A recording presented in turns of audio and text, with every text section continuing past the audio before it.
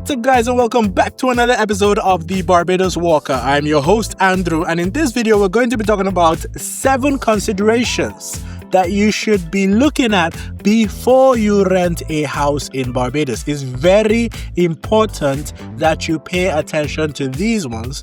And before we talk about anything, I just want to say that if you don't know what part of the island that you should be living in, that is something that you should consider first before you even consider any of these 7 considerations that I'm about to list. So choosing a parish and what part of the parish to stay in is going to be one of the most important decisions that you make when you're renting a house in Barbados. And then if you're renting long term, you can then have these 7 considerations. Okay, the first one is how you pay rent. Right? How you pay rent. There are generally 2 ways that you're going to pay rent when you get a house in Barbados. Generally 2. The first one is you're going to pay when you first enter into the house. You're going to pay your rent and your security deposit. So the rent is the first month rent. So if you're entering in January, your rent is going to cover January period, right? The month of January for you to stay there. Your security deposit is what the landlord is going to hold in case you damage his property. So if you damage any part of his property while you're staying there, from the security deposit, which is usually the exact sum that you're paying in monthly rent, he's going to use that money to repair what is damaged and give you back whatever is left. If you don't damage anything in the house, you get the full security deposit back. However, there are some landlords that are borderline criminal that will look for a way to say you damaged something. I've seen multiple cases where the house is perfectly fine, almost exactly the same condition that it was in, except for minor wear and tear because you're using the house, and the landlord wants to take half of the security deposit for renovation or something else. And usually the tenants have to then go and call someone else, like somebody that will mediate the matter before they can get their money back. So make sure that you understand exactly what you're getting into and what is considered significant damage enough to warrant your security deposit being used or something like that. Many times you'll meet reasonable landlords and that will not be an issue. But the reason I'm bringing up this consideration is because there are houses that will require you to pay first month, last month, and security deposit. Right? So you're paying essentially 3 times the monthly rent before you step into the house. So the first month, if you're joining in January, and let's say you plan to leave in December, the first month is going to be for January, the last month is going to be for December, and then the security deposit is the same purpose, right? They're going to hold it in case you damage the property. So this is good for some people who don't want to be bothered about all that rent stuff when they are leaving the house, because if you're staying till December, for example, and in December you don't have to pay rent because you already paid it before you enter the house in January. So in December you're just essentially the way it will feel like is like you're living rent free, but you already paid that rent for that month. And then after that you leave and then you get your deposit refunded. Why I'm saying this is because I've heard stories of people who do not understand that they're supposed to pay first month, last month, and security deposit, or first month and security deposit, and they think that the price that they see, so let's assume the rent is $850 US, they think that $850 US is the only money that they are expected to pay for the month. No, that's practically never the case. Unless you're renting an Airbnb, you're going to have a security deposit and you may or may not have last month rent as well. Okay? All right. The second consideration is that you should be looking at whether the apartment is, whether you want to get a furnished or semi-furnished apartment, or whether it will be more beneficial for you to get an unfurnished apartment. If you're getting a furnished or semi-furnished apartment, the rent price is going to be higher, right? And you'll be paying that higher rent price every single month. If you're getting an unfurnished apartment, it will be lower, and it will be lower every single month. So the consideration here is, do you want to pay higher rent for the period that you're going to be staying in the house, or do you want to pay lower rent, buy your own furniture, and buy only what you want for a fixed amount of money, and you don't have to pay for it every single time after that? And this is something that it will depend on how long you plan to stay in the house and how much money you have up front, and what are the furniture needs that you're going to require, right? Because some houses are not going to put in beds and chairs and all of that, but they are going to give you fridge, right? A fridge and an electric cooker, for example. Other houses are not going to even put the electric stove, the electric cooker, or the fridge. It will just be plain empty. And there are some houses that will furnish everything. You will have a television, you will have everything, chairs, fridge, everything, microwave ovens, right? But usually the rent prices for this fully furnished apartment are going to be noticeably higher than the unfurnished apartment. So if you're renting an unfurnished for $450, a furnished apartment of the same size might be as high as $750 per month. And you have to then ask yourself, do you want to be paying an extra $300 every single month? Or do you want to just buy the essentials that you need? You probably just need a bed, a desk, a chair, and that's it. You're going to be watching your shows on your laptop anyway, so you may not need a television. But then it all depends on you. These are things that you should know before you rent, because you don't want to just be spending money because they said you should spend money without knowing your options, right? Okay, the third one is when you're renting, you have to consider whether the bills are included or you're paying your own bills, right? There are some houses that maybe they tell you to pay $750 for one bedroom apartment. And you're like, that's high. And then you realize, okay, the one bedroom apartment is fully furnished and the bills are included. It now looks like a very great deal, right? Because you go from you need to buy extra furniture and you need to pay your own bills to you just pay $750 and everything is included. And by bills, I'm talking about Wi-Fi, electricity, and water. These are usually what they will pay for. If your house doesn't have an electric stove, an electric cooker, and it uses gas, you will most usually need to pay for your own gas and buy your own gas. Even though the apartment says all the bills are included, many apartments will usually not include gas. Right? Okay, which brings us to the next consideration, whether what you're using is an electric stove or a gas stove. Now, Barbados you usually have 24 hours light, right? 24 hours electricity, power supply, everything. If there is going to be a power outage, it is usually announced on the official Facebook page, and you're going to know beforehand when the outage is going to be, when there is a planned maintenance. If there is something that happened, like maybe a flood or a storm or whatever natural thing occurred that disrupted, maybe there was an accident, a car hit a pole somewhere, then it won't be planned, obviously, and the light will go out without any warning or prior notice. So if you're using an electric stove, the electric stove won't be functional when there is a power outage, right? So usually for a couple of minutes to a couple of hours during the period that there's a power outage, you won't be able to cook. And depending on, there has been a case that I've personally experienced where our house did not get light for 2 days straight, right? If you're in that kind of situation, then you will not be able to cook for 2 days straight. But that was one freak-off accident. Usually it's just about 2 hours or 1 hour, and that is once like every 2-3 months or even more than that, because sometimes after they fix up the poles and the distance around your area, it doesn't give any issues for months and months to come. So you might even be living in a neighborhood where they have already fixed everything there and there is no new problem that has turned up, and you still have 24 hours electricity and you don't have to worry about that.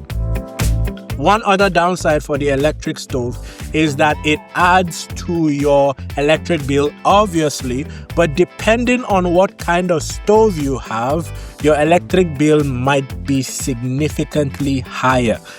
So you have to check, is this electric stove a new one? If you're seeing an electric stove that has a lot of rust and, dangling parts and it looks very, very old, those stoves consume a whole lot of electricity. They can consume single-handedly, they can consume up to $200 extra in electricity per month. Right? Single-handedly. And I'm not talking about when you include your fridge or other things you use electricity for.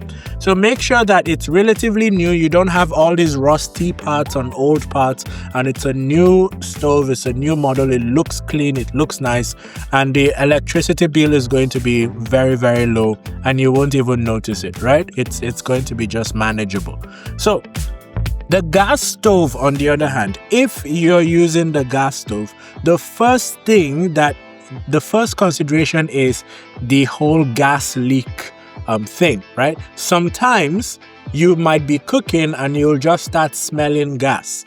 Now, for some people who are very, very cautious, people like me, that makes me to start doing a full-blown investigation. I'll be checking, is something leaking? Should I have to be worried about something? And even though there is no gas leak and you're just using the gas stove, so sometimes you might be smelling gas if you turn it up too high or whatever, it can still bother you. It can make you feel like there is a gas leak and there is a health hazard about to happen or fire hazard about to happen.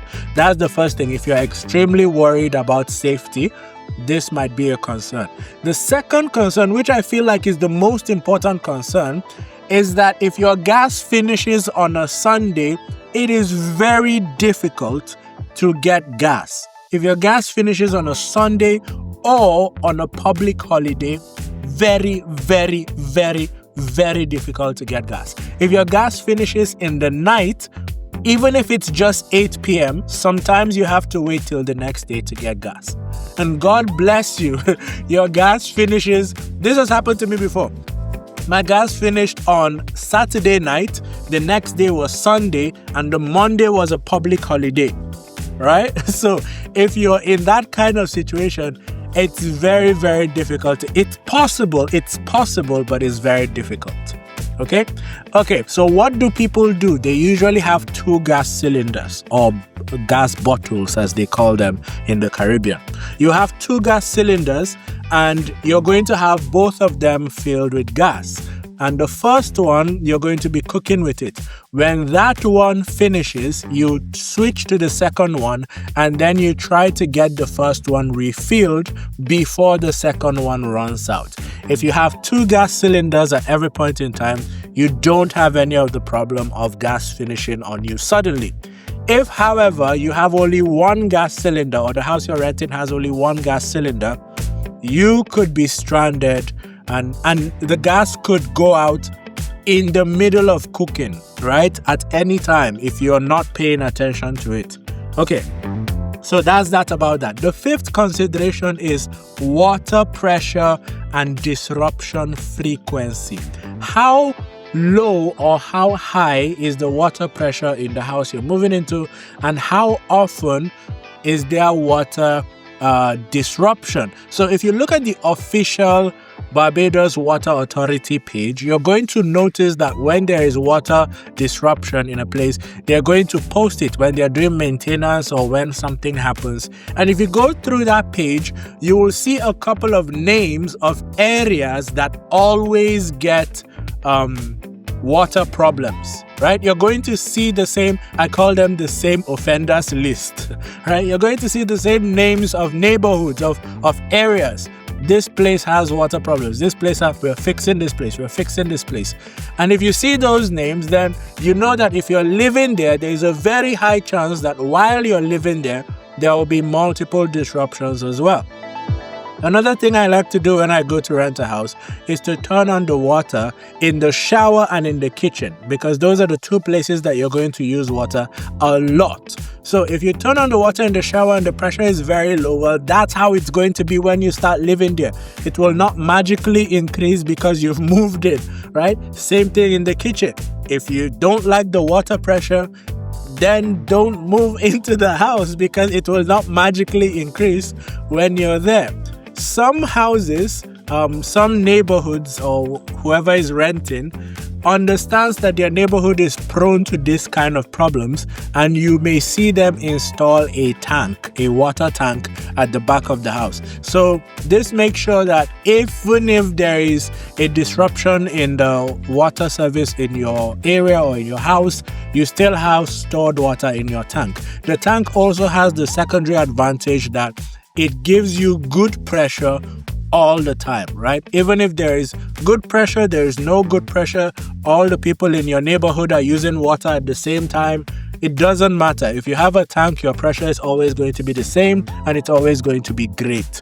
So if you see a house with a tank, even if that area normally gets disruption or the water pressure is usually low in that area, it doesn't matter, that house is going to have great water, right? So this is just something that you should pay attention to. Turn on the tap in the kitchen and in the bathroom and make sure you like the water pressure. Otherwise, you're going to be annoyed and frustrated every time you want to take a shower or you want to cook something in the kitchen. Number 6, Wi-Fi strength and penetration, especially for people who are coming in from outside Barbados. Many times your internet is very, very useful to you. You either work remotely or you use it to stay in touch with family and friends abroad, overseas, whatever Wi-Fi means to you. Maybe it's just your way of relaxing at night. You need to make sure that the Wi-Fi strength is high. Right? You need to make sure that you're getting all 4 bars on your phone. When you look at your phone, you need to make sure that you're getting full I'm repeating this multiple times because there are many times I've gone to see a house and the Wi-Fi strength will be significantly low. Why? Because the neighbor lives nearby and in the house he's trying to rent you, the house itself, so think about an upstairs and a downstairs, right? The neighbor lives upstairs and he's trying to rent you downstairs. So the main Wi-Fi is upstairs.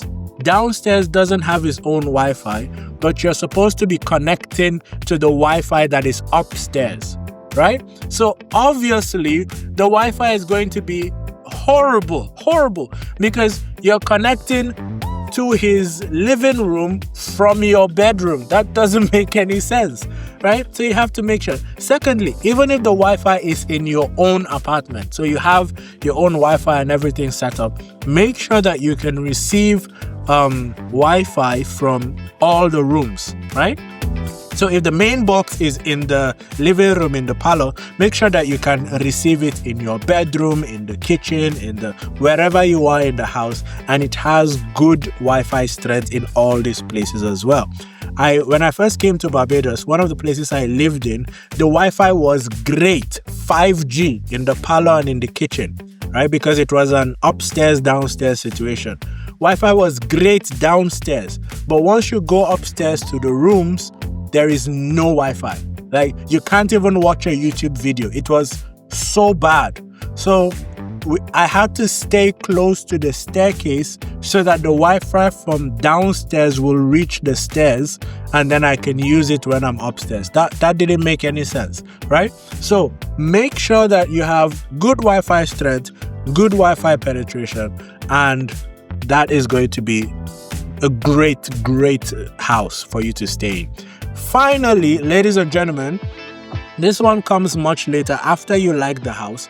Make sure that the house has reasonable covenants and neighborhoods, right?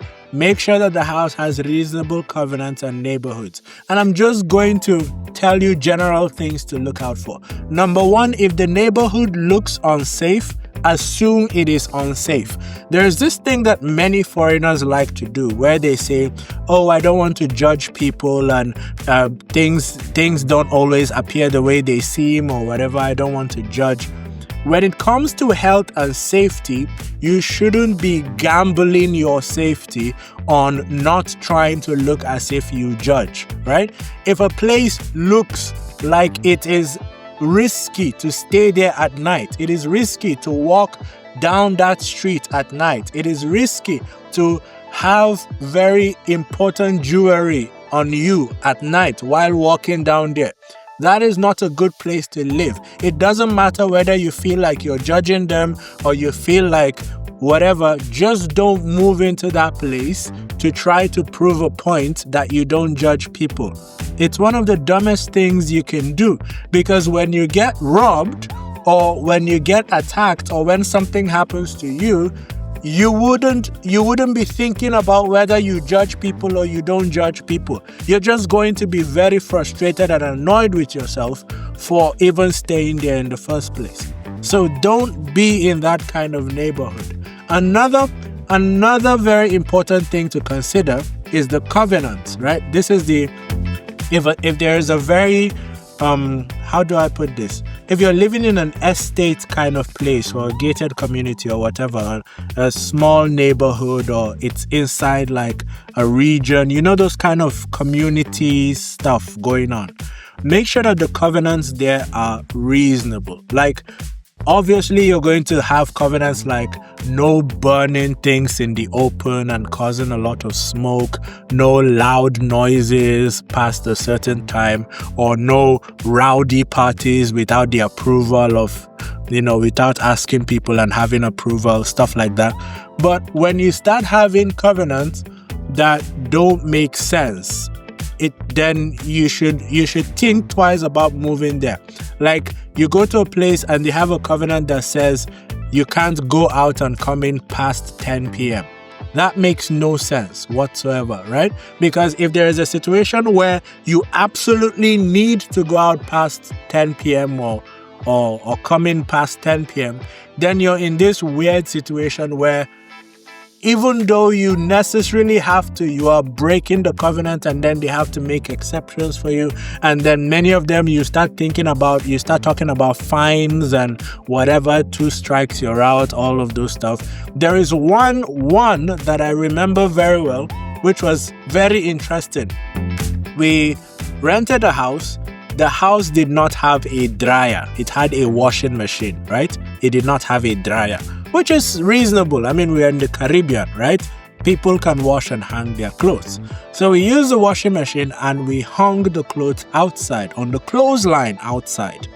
And then one of the women, our neighbor, walked over to our house while we were hanging the clothes and said that there is a covenant in this neighborhood that says you cannot hang clothes outside because something about it disturbs the aesthetic of the neighborhood or something like that.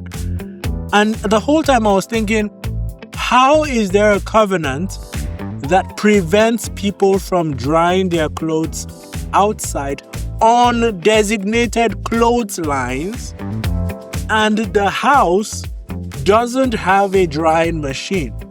So what? You wash your clothes and you dance around with them in the sun until they dry? What exactly is supposed to happen, right? And so I just quietly and politely told her, oh, we don't own this house. We are simply renting. You can ask our landlord about it. And we never heard from her again. She probably messaged the landlord, and I don't know how they resolve it, but we never heard from her again. But that will be something to look into.